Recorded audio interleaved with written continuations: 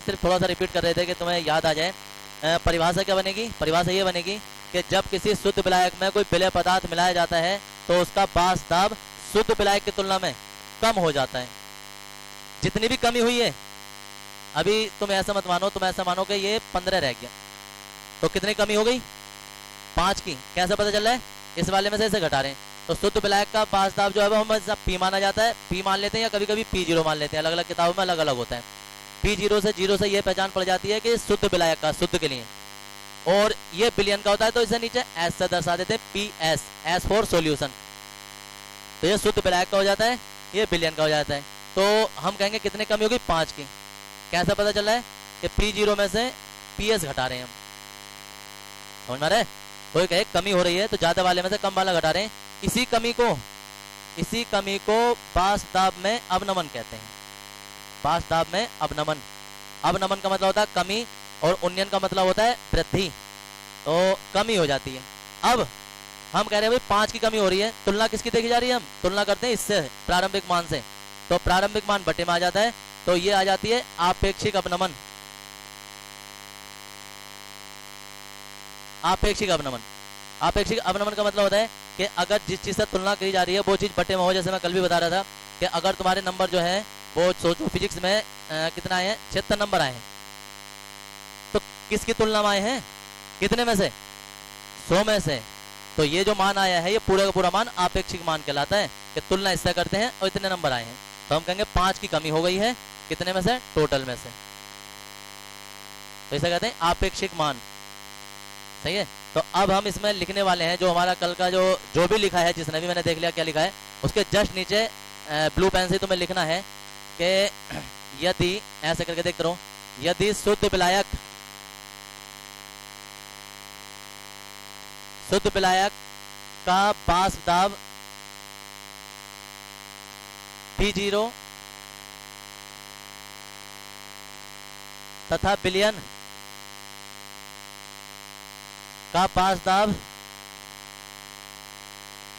PS हो तो, ये विलयन का बास दाब PS हो तो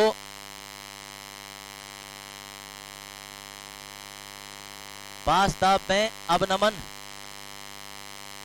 बास दाब में अवनमन, और अवनमन जो हो जाएगा ना वो P0 माइनस PS हो जाएगा। हम कहेंगे बास दाब में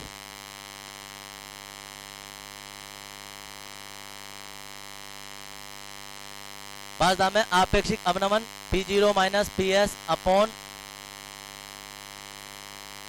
P0। क्या परिभाषा बनेगी? परिभाषा बनेगी इस प्रकार।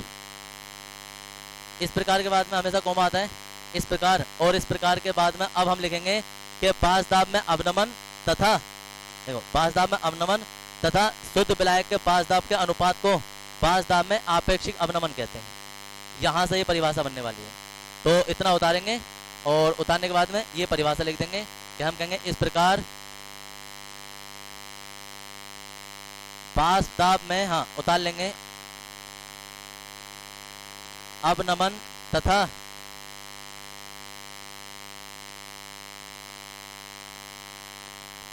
शुद्ध विलायक के बास दाब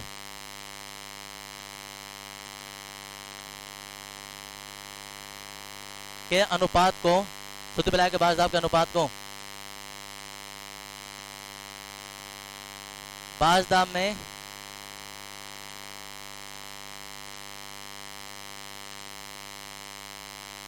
आपेक्षिक अवनमन कहते हैं। बास दाब में आपेक्षिक अवनमन कहते हैं। यहां से लेकर यहां तक कंप्लीट परिभाषा यहां तक लिख देंगे। लिखवा दी वाली बात। तो अरे सुनो, उधर मिटा नहीं रहे, यहां तक लिखवा। जिसने कल ना लिखा हो ना तो वो यहां तक लिख देना, उधर टोटल आ जाएगा। और जिसने कल लिख ली थी परिभाषा तो वो यहां तक लिखेगा, यहां तक, हाँ कंप्लीट यहां तक।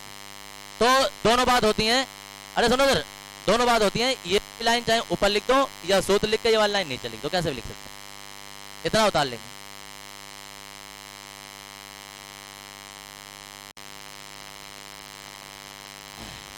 लो जी,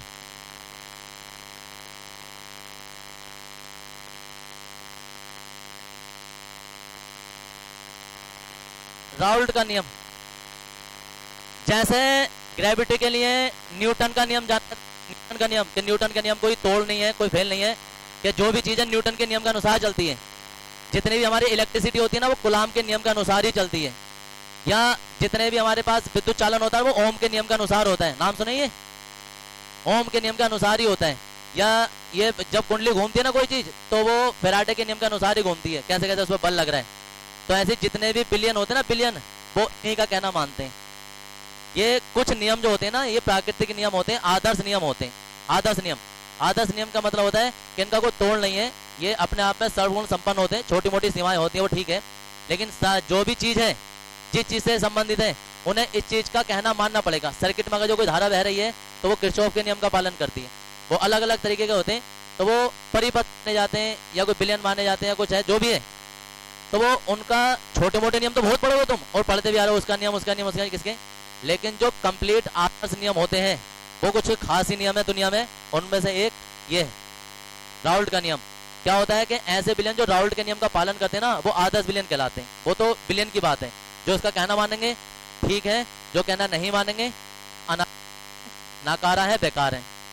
समझ गए कि एक तरीके से माँ बाप का कहना मानते हैं, बहुत अच्छे बच्चे हैं यार, ठीक है, सब कुछ बढ़िया पढ़ाई भी करते हैं, कहना भी मानते हैं। और जो नहीं मानते हैं उन्हें तुम्हें बताइए क्या क्या नाम दिए जाते हैं, वो लेने की जरूरत नहीं है। हाँ, राउल्ट का नियम। अब राउल्ट सुन लो क्या होता है। राउल्ट का नियम पढ़ने से पहले तुमने बासदाम में आपेक्षिक अवनमन पढ़ा था, वो पढ़ना जरूरी होता है। P0 minus PS upon P0 जो बराबर होता है, बराबर वो XB के होता है। कोई बताएगा XB क्या होता है? विलायक का मोल प्रभाज, विलय का होता है, विलय का मोल प्रभाज। तो विलय का मोल प्रभाज के बराबर होता है। हो गया नियम के बासदाम में आपेक्षिक अवनमन। पहली बात तो बहुत सारे लोगों को इतना लंबा शब्द याद नहीं रहता ही, और जिन्हें रहता है वो नियम बना लेते हैं। बासदाम में आपेक्षिक अवनमन विलय के मोल प्रभाज के बराबर होता है। ये राउल्ट का नियम है। जो ये नियम होते हैं ना, बड़े बड़े नियम जो होते हैं, ये ज्यादा टेढ़े मेढ़े नहीं होते हैं, ये बड़े सीधे सीधे होते हैं। ये उसके अनुक्रमानुपाती, उसके व्युत्क्रमानुपाती होता है, ये वो होता है, ये वो होता है। या जैसे ओम का नियम होता है कि चालक में प्रवाहित होने वाले धारा विभवांतर अनुक्रमानुपाती होती है। ये जितने भी बड़े बड़े लोग होते हैं ना, ये बस एक छोटा सा नियम देते हैं, सारी दुनिया उसी से परेशान रहती है जिंदगी भर। ग्रेविटी आ गया, सारी दुनिया अभी तक परेशान है न्यूटन से, कुछ नहीं कर पा रहे हैं, सब कुछ इधर उधर भागे फिरते रहते हैं, उसका कुछ नहीं बिगाड़ पाते। ऐसे ये भी होते हैं कि बासदाम में आपेक्षिक अवनमन जो होता है विलय के मोल प्रभाज के बराबर होता है। अब करते हो गणना, नीचे को आर्टिकल भी आएगा, इसका ग्राफ भी आएगा। इसी से आदर्श विलयन बनेंगे, इसी से अनादर्श विलयन बनेंगे, इसी से स्थिरघाती विलयन बनेंगे, इसी से अवनमन, इसी से उन्नयन, इसी से पूरा चैप्टर चलता है। इसी से अणु संख्या गुण करेंगे। है कि तुमने माचिस जलाई, माचिस तो नहीं जलती, तिल्ली जलती है, तिल्ली जलाई और तिल्ली जलाने के बाद में आग लगा दी और हट गए, अब अपने आप पटाखे फूटते रहे। तो ये वही नियम होते हैं कि ये बस एक बार चल गए तो ये तो चल के हट गए और आगे को अब चलता रहेगा। हमने जो पहले परिभाषा लिखेंगे और उसके बाद फिर तो इसमें लिखेंगे। एक बात और होनी चाहिए बिलियन के लिए, खासकर कोई से बिलियन होता है, जितने भी ज्यादातर नियम बनते हैं ना बिलियन के लिए, उनमें ये बोला जाता है कि ताप जो है वो अपना नियत रखना है। ऐसे नहीं है कि कभी आग तुमने तेज कर दी, कभी कम कर दी और गैस सिलेंडर के पास बैठ के मजे ले रहे हो आराम से, कम बढ़ती आग करके। तो ऐसा वो मजे लेने के लिए नहीं होते। इसमें जितने प्रैक्टिकल होते हैं ना, जितने प्रैक्टिकल होते हैं वो ज्यादातर कोशिश की जाती है कि भाई साहब जहां तुमने चूल्हा एक बार फिट कर दिया, चूल्हा भी वही हो जो गैस सिलेंडर का होता है, और भाई साहब वो टोटी जहां कर दीजिए वही फिट होनी चाहिए, बार बार कम बढ़ती नहीं करनी है। समझ गए? तो इसलिए नियम जो है नियत ताप पर है, नियत ताप पर।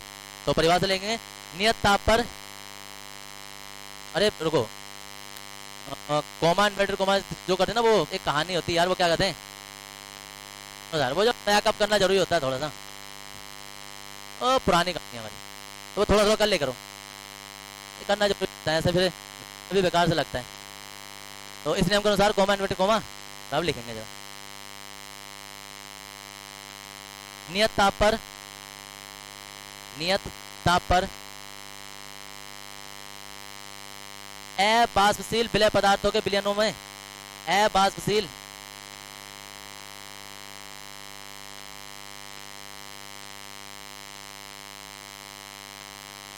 अबाष्पशील विलय पदार्थों के विलयनों में बासदाब बास दाब में आपेक्षिक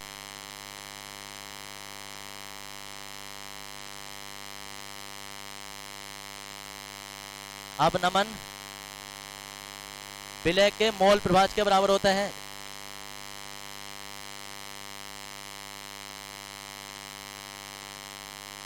बास दाब में आपेक्षिक अपनमन विलय के मोल प्रभाज के बराबर होता है। बास दाब में अपेक्षित अपनमन कहाँ लिख दिया बास दाब। चलो यहाँ तक इन्वर्ट को बंद कर देंगे।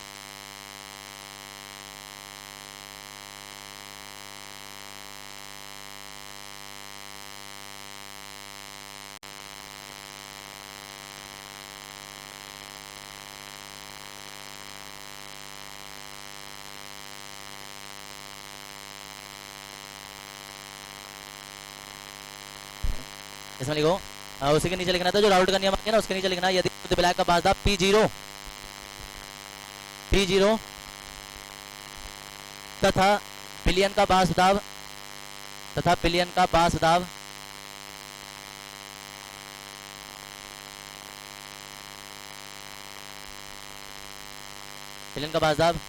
PS हो, विलयन का बास दाब PS हो और विलय का मोल प्रभाज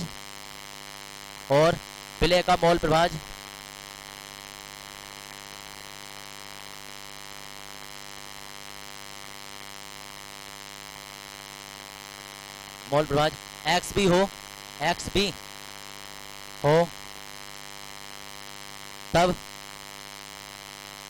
तब ये सब लिख देंगे।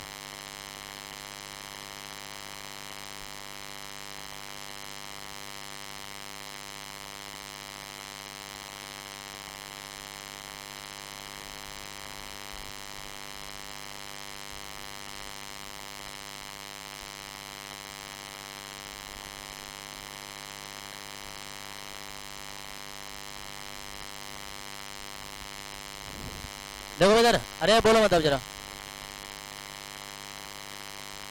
नीचे लिखेंगे व्यंजक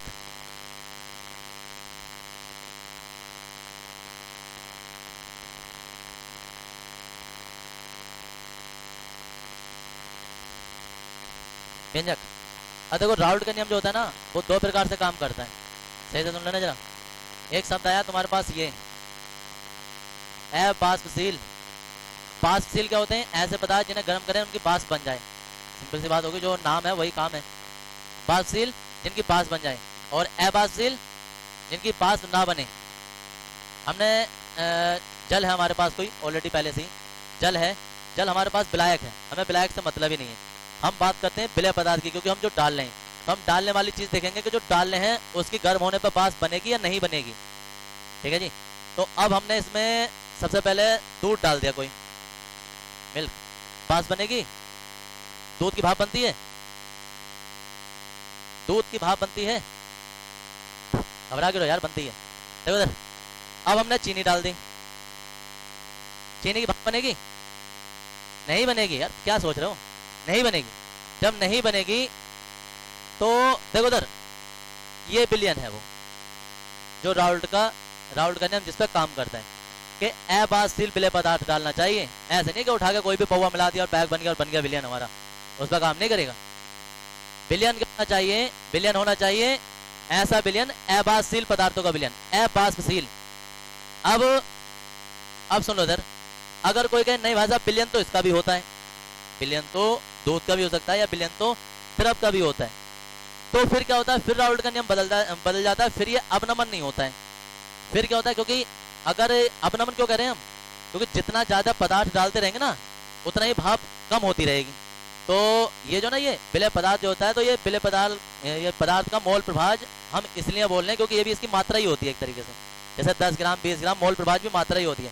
तो जितना ज्यादा विलय पदार्थ डालेंगे उतना ही ज्यादा इसका बाष्पदाब कम होगा, यानी कि बाष्पदाब में कमी। ये से हिंदी में अगर जो सही बोलना चाहेंगे ना तो हम कहेंगे बाष्पदाब में कमी मोल प्रभाज के बराबर होती है। जितना मोल प्रभाज डालेंगे, विलय का मोल प्रभाज डालेंगे, उतनी कमी होती रहेगी। लेकिन अब हम कहेंगे कि खाली बाष्पदाब की बात करें हम, सिर्फ बाष्पदाब की, कि जो विलयन का बाष्पदाब है, विलयन का बाष्पदाब, और ऐसा विलयन हो जिसमें के ये हो बाष्पशील पदार्थ हो, बाष्प होनी चाहिए उसमें, तो फिर क्या होता है, फिर वो मोल प्रभाज के नहीं, फिर वो विलायक के मोल प्रभाज के अनुक्रमानुपाती हो जाता है, क्योंकि ये भी विलायक है और ये जो है ये भी तरह भी एक तरीके से, तो ये भी पूरा विलायक का ही काम करेगा। तो क्या बन जाएगा, जब टोटल भाप जो लगेगी, अब कमी नहीं हो रही है, अब जितनी भाप उत्पन्न होगी, टोटल बाष्प जो बनेगी, वो जितना भी दाब लगेगा वो विलायक के मोल प्रभाज के अनुक्रमानुपाती होगा। जितना ज्यादा विलायक उतना ही ज्यादा दाब, अब कोई कमी नहीं हो रही है। और अगर जो विलय पदार्थ डालते हैं तो हम विलय पदार्थ से बाष्प दाब कम होता है, तो हम कहेंगे उतनी ज्यादा कमी जितना ज्यादा हमारे पास विलय पदार्थ, जितना ज्यादा विलय पदार्थ डालेंगे उतनी ज्यादा कमी हो जाएगी। और अगर हमारे पास शुद्ध विलायक है कोई भी, तो उसमें जो विलयन का बाष्प दाब होगा वो विलायक के अनुक्रमानुपाती होगा। तो ये भी नियम कहलाता है। अगर हम इस वाले नियम से परिभाषा बनाते ना, तो इससे बन जाती, क्या बनती, नियत ताप पर बाष्पशील विलय पदार्थों के विलयन में, बाष्पशील विलय पदार्थों के विलयन में विलयन का बाष्प दाब विलायक के अनुक्रमानुपाती होता है। अनुक्रमानुपाती हटा देते हैं, एक पी लगा देते हैं और पी 0 लगा देते हैं, शुद्ध विलायक का बाष्प दाब कहलाता है, नियतांक होता है, यह आता है। लेकिन 2 नियम कराने का मतलब होता है कि कंफ्यूजन पैदा करना। तुम्हारे पास ऑप्शन बन जाता और ऑप्शन में तुम इधर के रहते ना फिर उधर के रहते, इसलिए बस इधर इधर के ही रहो, एक और गई। तो ये नियम होता है। अब नीचे इसका व्यंजक है, और व्यंजक ये आता है कि सिद्ध कीजिए कि बाष्प दाब में जो अवनमन है, बाष्प दाब में अवनमन है, वो इसके अणुभार के अनुक्रमानुपाती, व्युत्क्रमानुपाती होता है अणुभार के।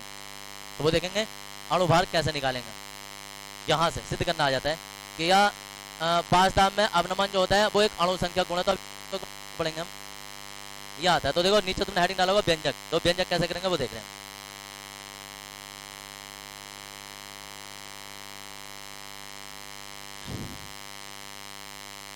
हाँ देखो जरा इसमें, हाँ जी क्वेश्चन है कुछ, तो हम कहेंगे व्यंजक में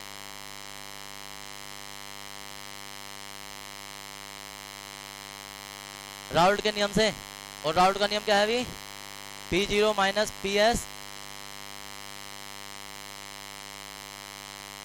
एक्चुअली अगर किसी को याद आ रहा हो ना, हम कहेंगे यदि, देखो उधर, यदि विलय के मोलों की संख्या स्मॉल n तथा विलायक के मोलों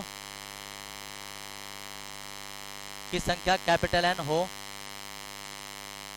तब विलायक के मोलों की संख्या कैपिटल N हो, तब में क्या हो जाएगा भाई, तब में क्या हो जाएगा, फॉर्मूला तुम्हें पता है कि P0 minus PS upon P0, मोल प्रभाज में हमने पढ़ लगा है कि विलय के लिए ऊपर स्मॉल n आएगा और नीचे स्मॉल n बटे कैपिटल N, ठीक है जी। देख लेना कोई क्या हो रहा है बाहर, देखता हूँ।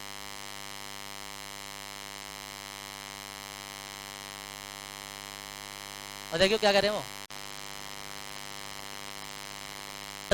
विलायक के मोलों की संख्या जो वो कैपिटल N है, ये हमारा फॉर्मूला है जो XP का मान मोल प्रभाज में निकाला था, इतना होता है। ध्यान से देखते रहो जरा। अब यहां से हम कहेंगे तनु विलयनों के लिए,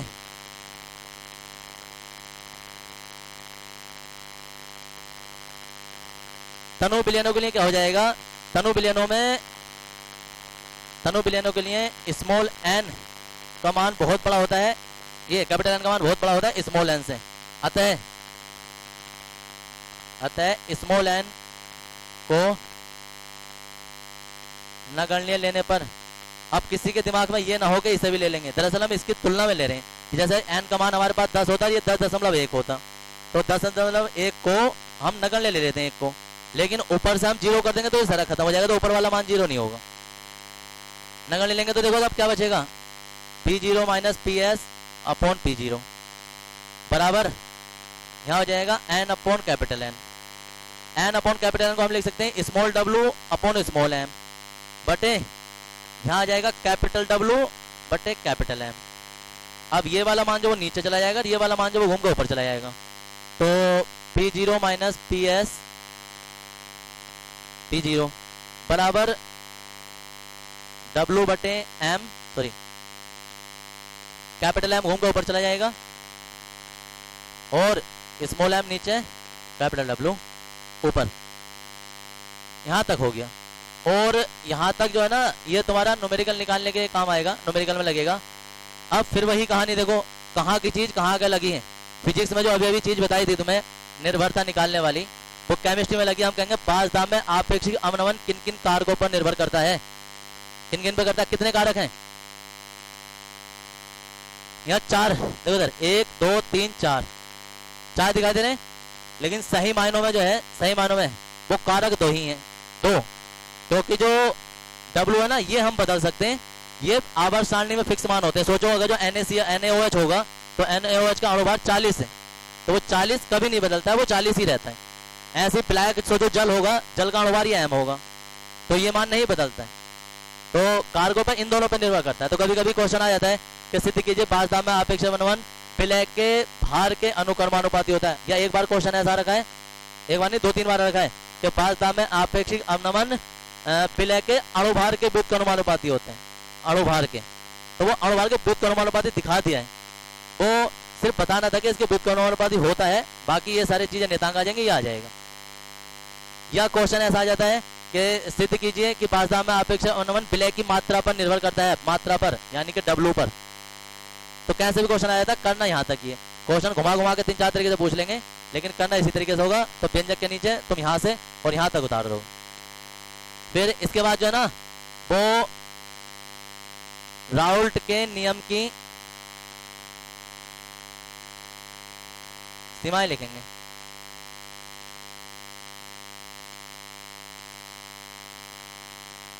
क्या नहीं लिखा? हाँ, इसमें कुछ नहीं लिखना। देखो इधर एक बार सीमाएं देख लो, छोटी सी 2-3 सीमाएं हैं। क्या होता है, राउल्ट का नियम नंबर 1 जो है ना ये तनु विलयनों पर लागू होता है।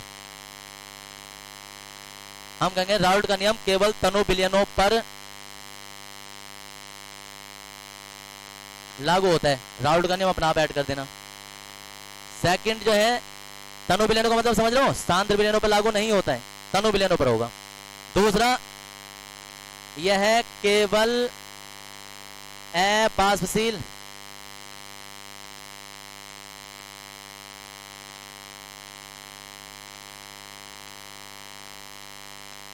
अबाष्पशील विलय पदार्थों के विलयनों, विलय पदार्थों के विलयनों पर लागू होता है। केवल अबाष्पशील, अबाष्पशील का मतलब समझ रहे हो, जो कि चीनी वाले जैसे होते हैं, ऐसा कुछ। और थर्ड बड़ा इंपॉर्टेंट है, यह है उन विलय पदार्थों पर लागू नहीं होता है जो विलयन में पहले से उपस्थित हैं।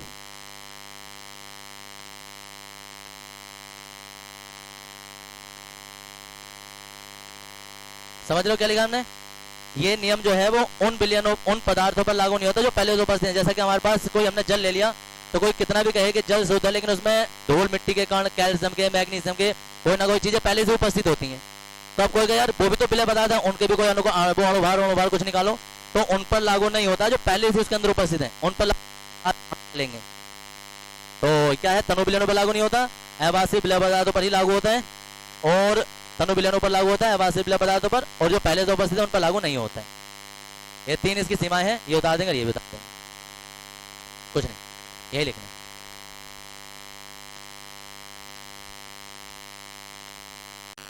आदर्श विलयन हेड, आदर्श विलयन, और जी आदर्श विलयन में लिखेंगे हम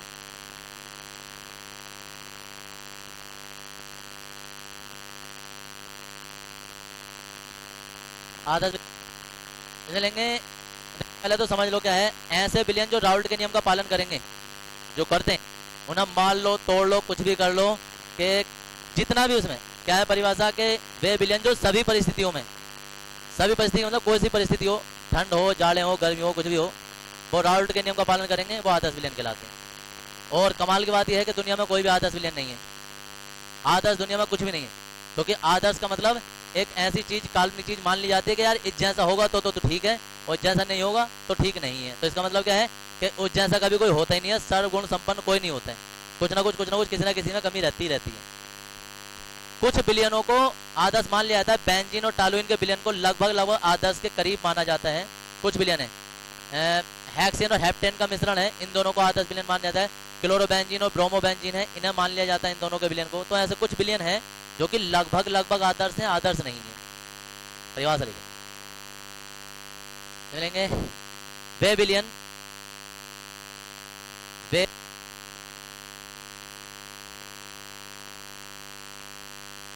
वे बिलियन जो सभी परिस्थितियों में, जो सभी परिस्थितियों में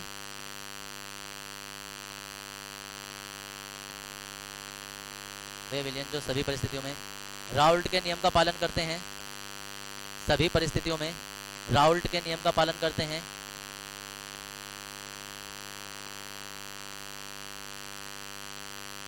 पालन करते हैं, आदर्श बिलियन कहलाते हैं।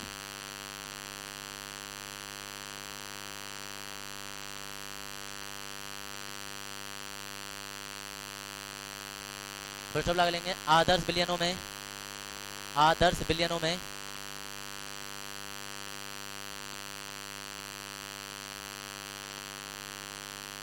एंथैल्पी परिवर्तन तथा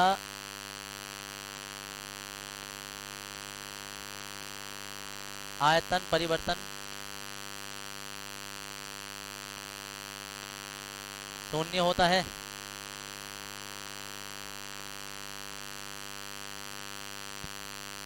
अर्थात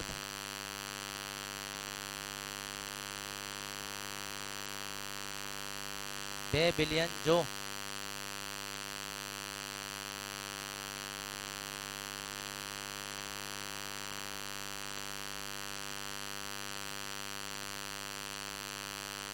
सेकंड डेल्टा एच बराबर 0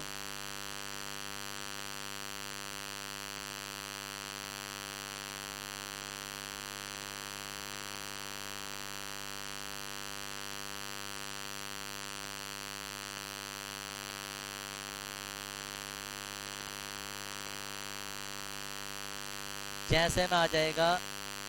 उदाहरण है ये, बेंजीन, अभी एक लाइन लिख दो। सामान्यतः कोई बिलियन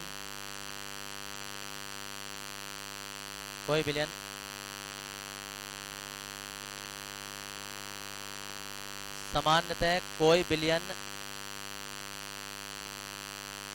आदर्श नहीं है, परंतु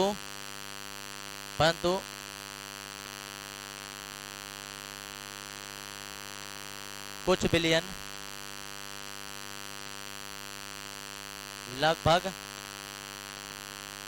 लगभग आदर्श की भांति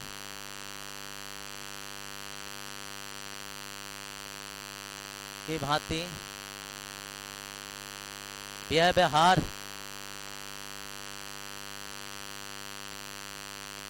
करते हैं, जैसे बेंजीन तथा टॉलुइन। हाँ जी, हेक्सेन तथा हेप्टेन का बिलियन जो होगा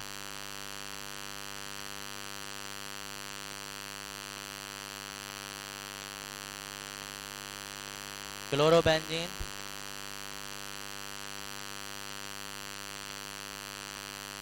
ब्रोमोबेंजीन,